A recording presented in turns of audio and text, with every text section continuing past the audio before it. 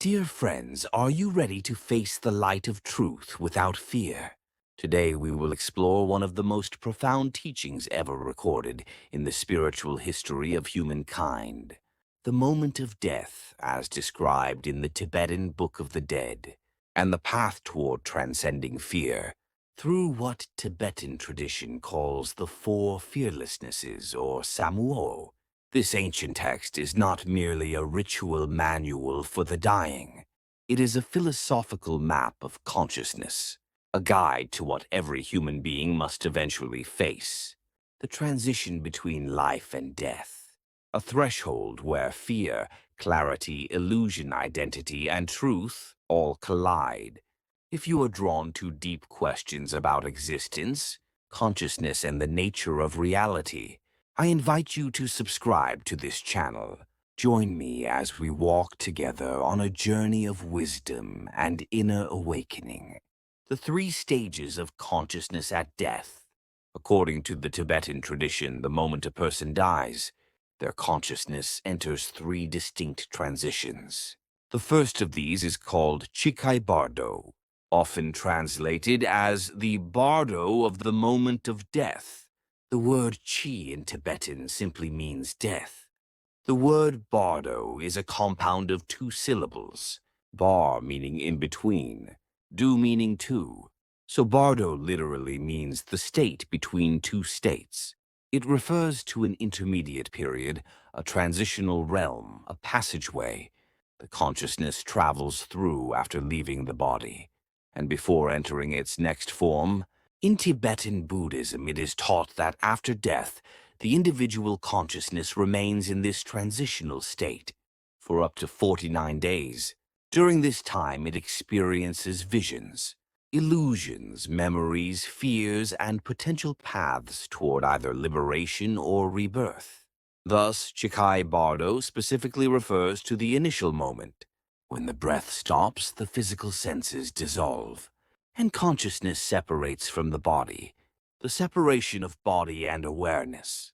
This first stage begins the instant the physical body falls silent. The heartbeat ceases, the warmth drains from the limbs, and the breath releases its final movement. But according to Tibetan teachings, and echoed by many spiritual traditions across the world, awareness does not vanish.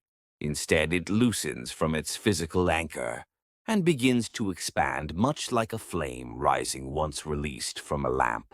At that moment, every being encounters what the text calls the pure radiant light, the original nature of the mind, the essence of truth, the luminous clarity that has always existed beneath thoughts, emotions, and identity. This light is not external. It is the true nature of one's own consciousness, shining unobstructed for the very first time. Why so many souls fail to recognize the light, although this radiant essence is the deepest truth of who we are. Tibetan masters teach that most souls do not recognize it. Why? Because of fear, confusion, and attachment to the world of the living. The brilliance of the light feels overwhelming to an unprepared mind, to a consciousness that has spent its life clinging to physical form, personal identity, and sensory experiences. The light does not seem like home. It appears foreign, too vast, too pure, too powerful, and so the soul recoils. The very fear of that brilliance becomes the first obstacle on the journey beyond death, falling into the lower realms of illusion. When the mind turns away from the radiant light, it immediately descends into a lower, denser plane of experience, a state filled with projections, illusions, memories, echoes of emotion, and symbolic imagery. This is still the bardo, still the intermediate state of 49 days. But now it is no longer the clear path toward liberation. It becomes a maze of inner shadows created by the mind itself. The soul begins to encounter visions shaped by unresolved desires, fears, regrets, habitual patterns, and the emotional imprints left from its former life. In this space, the consciousness gravitates toward what feels familiar, even if that familiarity leads back into suffering or rebirth. It is this downward pull, away from truth and toward illusion, that determines whether the soul will recognize its true nature or return again to the cycle of reincarnation. The first trial at the threshold, thus the moment of death, presents the first great test on the spiritual journey. If the soul embraces the light, if it relaxes into the brilliance and recognizes it as its own essence, it moves toward liberation, a state beyond fear, beyond identity, beyond the cycle of birth and death. But if the soul turns away, if fear, confusion, or attachment cause it to reject the light, it immediately begins falling back into the realms of illusion. These illusions eventually lead to rebirth, whether into a higher plane or a lower one, depending on the mind's tendencies. Tibetan teachers often describe this as the first doorway to awakening or the first step back into the wheel of samsara. What happens in that single moment, the moment the consciousness meets the radiant light, can determine an entire future lifetime. Why this teaching matters while we are still alive. This is not simply a description of what will happen one day at our physical death. It is a profound mirror to how we live right now. When we face truth in life, truth about ourselves, our fears, our habits, our attachments, do we embrace it or do we turn away? When something luminous, transformative, or unfamiliar appears, do we welcome it or do we retreat?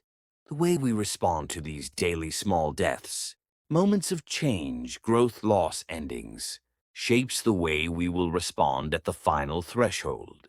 The Chikai Bardo teaches us that fear is a habit, clarity is a habit, and the ability to face truth is also a habit. We prepare for death by the way we meet life, a path to fearlessness. This is why the tradition emphasizes Samuoe, the Four Fearlessnesses, not only for the dying but for the living. To meet the radiant light without terror, we must train ourselves now to welcome clarity, embrace impermanence, and loosen the grip of attachment. The moment of death is not a sudden exam. It is the culmination of everything we have practiced or avoided in life. If this exploration resonates with you, if you feel that ancient wisdom can help illuminate modern life, I encourage you to subscribe and join this community. Together, we will continue to explore the hidden dimensions of consciousness, the mysteries of death and rebirth, the nature of fear, and the deeper truths that have guided seekers for thousands of years. This journey is not only about understanding what happens after death. It is about learning how to live with clarity, courage, and purpose. How to meet both life and death, with open eyes and an open heart. Friends, let's continue our journey into the profound wisdom of the Tibetan Book of the Dead. If you haven't yet subscribed and you want to explore teachings that illuminate life, consciousness, and what lies beyond death, I encourage you to subscribe now, so we can keep walking this path of understanding together. When the soul turns away from the light. In the previous section, we explored the first moment after death, the encounter with the pure, radiant light. But what happens when the soul does not recognize that light? What happens when fear, confusion, or attachment lead it to turn away? According to the Tibetan tradition, once the soul rejects the radiant light, it can no longer perceive that brilliance. Instead, it begins to see clouded visions, unsettling sounds, distorted shapes, monstrous forms, and frightening shadows. At first, many imagine these to be real demons, external entities that come to torment the newly disembodied consciousness. But the teaching makes something absolutely clear. These are not demons from the outside. They are mirrors of the mind. They are projections of one's own karma, one's unresolved emotions, One's fears, desires, anger, or greed. In other words, the mind begins to externalize what was once hidden inside. The soul is not being attacked by supernatural forces. It is encountering its own inner world in symbolic form. The Chonyid Bardo, the bardo of experiencing reality. This stage is known as the Chonyid Bardo, often translated as the bardo of the experience of reality. Let's break down the word. Choschu means law, truth, or reality. Chonyid means the essence of truth, or the direct experience of reality. Thus, the Chonyid Bardo is the intermediate state, in which the soul experiences reality directly, without the filters of the physical senses or the limitations of the human body. It is said that this stage unfolds after the consciousness fails to recognize enlightenment during the Chikai Bardo, the moment of death itself. Now the soul enters a deeper, more vivid arena, where the structures of mind and karma appear as powerful visions. This phase is traditionally described as lasting about 14 days. Visions of peaceful deities. During this period, luminous beings begin to appear, radiant deities symbolizing compassion, peace, wisdom, and clarity. These are not gods in a dogmatic sense. They are manifestations of the enlightened qualities within the mind itself. The Tibetan texts describe beautiful lights, vibrant colors, and heavenly presences whose purpose is to guide the soul toward recognition of its own true nature. But the key is this: what the soul sees is determined by karma, its own past actions, tendencies, and emotional patterns. If the mind has cultivated peace, kindness, and clarity during life, the visions that appear are harmonious and supportive, visions of wrathful deities. However, as this stage unfolds, another layer appears. After the peaceful deities come the wrathful deities, beings who appear fearsome, terrifying, aggressive, or destructive. Now it is extremely important to understand. The peaceful and wrathful deities are the same essence, only their appearance changes. They are two expressions of the same truth, two mirrors of the same mind. But to a soul unprepared, these wrathful visions seem horrifying. They can shake the consciousness, causing panic or deep confusion. Yet the Tibetan masters teach that these images are not evil. They are intense, raw expressions of the mind's deeper layers, its suppressed fears, its shadows, its unhealed wounds. When the mind does not recognize its own nature, what is gentle becomes terrifying. What is luminous becomes overwhelming. The final chance for liberation. Despite the chaos, this stage, the Chonyid Bardo, offers the soul another chance at liberation. If the soul realizes these visions are not external beings, they are not monsters or gods separate from me, they are creations of my own consciousness, then liberation becomes possible. Recognition is freedom. But if the soul cannot see that truth, if it becomes overwhelmed by fear, if it becomes lost in confusion or emotional frenzy, then the consciousness continues downward into the next stage. This next phase is known as the Sipa Bardo, the bardo of becoming or the bardo of seeking rebirth. The Sipa Bardo, the search for the next life. The term Srid Pai Bardo Sipa Bardo refers to the intermediate state in which the soul begins to search for its next existence. The word Sipa carries the meaning of coming into being, becoming or moving toward the next life. In this phase, the soul wanders drawn toward new forms, seeking an entrance into another physical body, sometimes human, sometimes non-human, depending entirely on its accumulated karma. If the earlier opportunities for awakening are missed, the soul is pulled into the gravitational field of a new incarnation.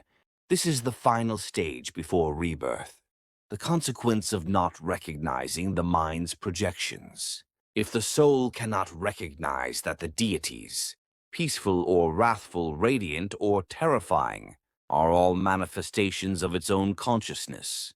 Then confusion deepens, fear intensifies, the mind becomes clouded, and when clarity fades, the radiant light of truth cannot be seen. The path toward liberation closes. Eventually, the soul returns to another physical form. It reincarnates, it re-enters the cycle of samsara, and the entire journey begins again.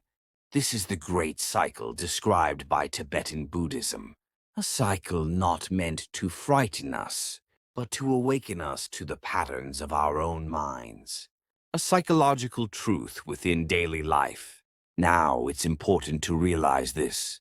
These teachings are not only a map of what happens after death, they are also a map of what happens inside us every single day. Every time we face pain, disappointment, loss, or fear, we stand at a crossroads. Do we face the light of truth or do we run from it? When we face our fears directly, we grow, we awaken, we break free from old patterns. We experience a type of liberation, a small enlightenment within everyday life. But when we avoid truth, when we run from discomfort, when we cling to illusions or desires, we create another cycle of suffering, another psychological rebirth, another round of the very same challenges. This is why the text says, "The moment of death is reflected in every moment of life." Every choice in life, between truth and illusion, between courage and fear, mirrors the choices the soul must make in the bardos. Death does not create fear. It reveals the fear we carried all along. If these teachings inspire you, if you want to explore the inner nature of reality consciousness, death, rebirth, and liberation, I invite you to subscribe and stay connected. We will continue exploring each stage of the bardos, their psychological meaning, their spiritual significance, and how these ancient insights can transform the way we live today. Together, let's keep walking deeper into wisdom, learning not only how to die with clarity, but how to live with clarity, courage, and awakening. Friends, when the Tibetan Book of the Dead speaks about the gateway to liberation, it is not referring to some far-off mystical power hidden in the clouds, nor to an esoteric doctrine accessible only to monks or saints. It is pointing directly towards something profoundly human, our own capacity to face fear without running away. Ultimately, the road to liberation is not written in the sky. It is carved into the human heart. The text tells us again and again, "Behold the light, for it is not an external God, it is your own true nature." This single line becomes the central pillar upon which the entire teaching rests. And this is where the ancient Buddhist concept of the Four Fearlessnesses, Samuoe, becomes the key to understanding the deeper message. The Four Fearlessnesses describe the state of a Buddha or Bodhisattva who no longer trembles before truth, suffering death, illusion, or responsibility. They represent the highest form of inner courage. Yet paradoxically, they are also qualities that every ordinary person is invited to cultivate. Let us walk through each of these four fearlessnesses slowly, carefully, and in a way that connects to the modern human experience, especially the fears that surface in the Chikai Bardo, the moment of death, or the first fearlessness, the fearlessness of perfect wisdom, 一切之无畏. This first fearlessness means that a Buddha has no hesitation when revealing the truth. Because his understanding is complete, he sees reality exactly as it is. In Buddhist thought, this is called the wisdom that knows all things. Not in the sense of knowing every fact in the universe, but in understanding the nature of all existence. That all things are impermanent, interdependent, and empty of a fixed self. Applied to the moment of death, this fearlessness matters, because the first thing the soul encounters is the blazing light of its own true nature. For many beings, this light is terrifying, not because it threatens them, but because the ego instantly senses its own dissolution. The fear we experience in the face of this light is actually the fear of losing the illusion of a permanent me. This is why the training in wisdom, genuine insight, is so vital. If in daily life you cultivate the understanding that everything rises and falls, nothing you cling to is truly you, and you are not your passing thoughts or emotions, then when death comes, the mind does not panic. So how do we practice this insight in everyday life? Very simply, practice watching your thoughts without becoming them. When anger arises, whisper inwardly, "This emotion is a cloud passing through the sky of my mind." When sadness rises, remind yourself, "This too is impermanent." By training yourself to see emotions, desires, and identities as temporary visitors, not as the core of who you are, you slowly soften the ego's grip. And the softer the ego becomes, the less fear it experiences when the true light appears. In this way, wisdom becomes a shield that cuts through fear. 1. The second fearlessness. Fearlessness in teaching the truth, 说法无畏. This second fearlessness means that a Buddha or Bodhisattva speaks truth without hesitation, not to dominate but to liberate. This is not about preaching from a throne.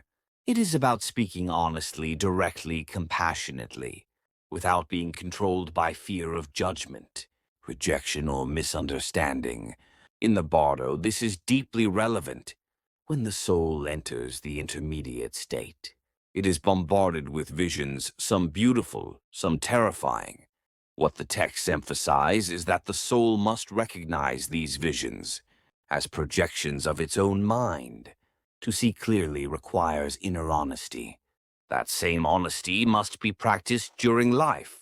The courage to speak truthfully, the humility to admit your own illusions, the compassion to communicate gently. When a person trains this kind of fearless honesty, then in the moment of death the soul can say, "This light is truth," rather than recoil in terror.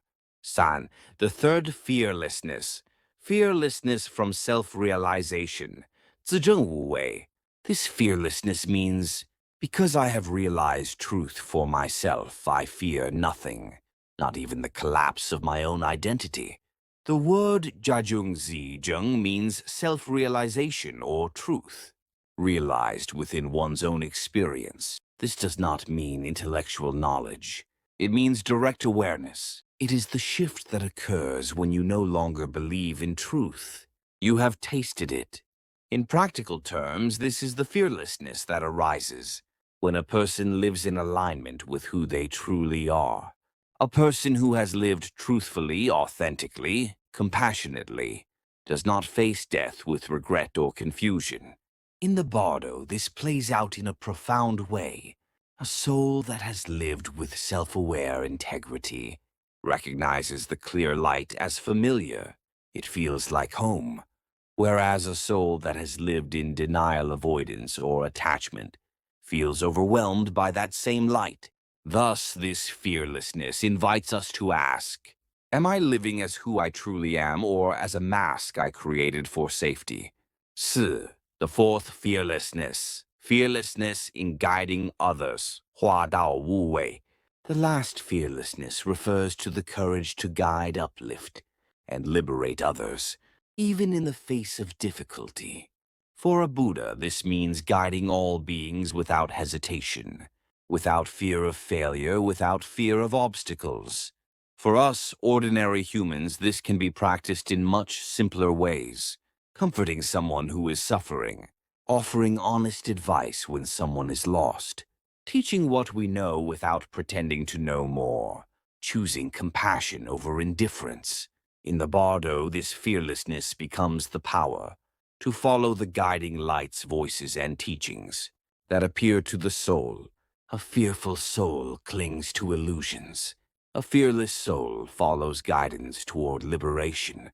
Thus, to practice this fearlessness, is to build a heart that is open, trusting, and courageous, enough to be guided by truth. Putting it all together, the four fearlessnesses in the Bardo. Now we can understand the deeper message. Only a mind trained in fearlessness can recognize the light during the moment of death. A mind trapped in fear, confusion, or clinging will turn away and fall back into the cycle of rebirth. So the Tibetan Book of the Dead is not telling us about an exotic afterlife. It is offering a manual for life itself. If you can face truth without fear today, you will face truth without fear at death. If you can let go of attachment today, you will be able to embrace the light when the body falls away. If you can live authentically and compassionately now, you will not tremble in the presence of your own true nature. This is the real meaning of the text, and it leads us to the most important question. How do we train this fearlessness? How do we prevent fear, attachment, and confusion from blinding us during the final moment? The answer begins with daily practice, small acts of awareness, honesty, self-reflection, and compassion. Facing death without fear, the path of the four, boundless courage. Samyak or the Four Fearlessnesses. Let us now continue our exploration of the Four Fearlessnesses, the ancient Buddhist framework that explains how a human being can face death and life without fear, without confusion, and without clinging. According to the Tibetan Book of the Dead, liberation is not granted by supernatural beings, nor achieved in some far-off mystical realm. Rather, the doorway to freedom lies within the human capacity to face truth with courage. This is why the text emphasizes that enlightenment is not an escape from reality, but a fearless meeting with it. Today we explore the second, third, and fourth forms of fearlessness. And when we look closely, each of them is not just a doctrine, but a psychological discipline that prepares the mind for that final moment when consciousness leaves the body and encounters the great light. 2. The fearlessness of proclaiming truth, Shanka Nirbhaya, or teaching without hesitation. The second fearlessness is the courage to speak truth without hesitation. In Buddhism, this is called Solbobmoe Shufa Wue, the fearlessness of proclaiming or expressing the Dharma. You see, this has nothing to do with eloquence or rhetoric. It is not about being a charismatic speaker or having perfect words. The true meaning of this fearlessness is much deeper. It is the courage to acknowledge truth instead of hiding from it. In the moment of death, when consciousness becomes unstable and disoriented, the most powerful force of rescue is not a ritual, not a holy chant, not an external deity. It is the mind's ability to recognize truth without turning away. People who consistently avoided truth in life, who preferred self-deception, who could not admit their own weaknesses, who lied to themselves more than to others. These individuals struggle the most at the threshold of death, because at that moment truth presents itself as pure light. And those who are not trained to look directly at truth will reflexively turn away. Turning away from truth is turning away from liberation. How do we practice this in everyday life? Here are simple but powerful methods. Get into the habit of acknowledging uncomfortable truths about yourself. Speak honestly, even when it makes you vulnerable. Eliminate the small lies you tell to avoid responsibility. Reduce the excuses you make to preserve your ego. Each time we practice honesty, even in very small matters, we strengthen the mental muscle that will allow us at the time of death to face the light instead of fleeing from it. The Tibetan masters tell us, he who hides from truth in life will hide from liberation in death. This is why the practice of Solbobmoe, the courage to proclaim truth, is essential. It is not about preaching to others. It is about refusing to lie to yourself. 3.